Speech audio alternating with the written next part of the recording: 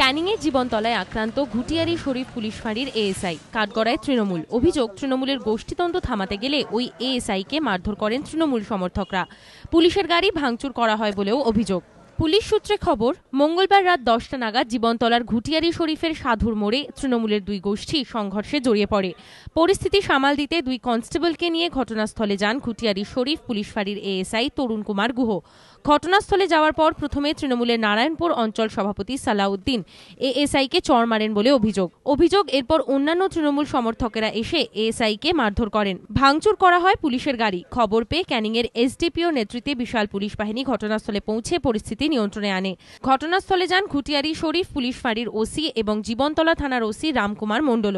তৃণমূলের অঞ্চল সভাপতি সহ 10 তৃণমূল সমর্থকের বিরুদ্ধে অভিযোগ দায়ের করেছেন এএসআই তরুণ কুমার গুহ। তাঁদের বিরুদ্ধে সরকারি সম্পত্তি ভাঙচুর ও খুনের চেষ্টার অভিযোগ দায়ের করা হয়েছে। মূল অভিযুক্ত সালাউদ্দিন পলাতক। শান্তনু নস্করের রিপোর্ট, এবিপি আনন্দ, দক্ষিণ 24 পরগনা।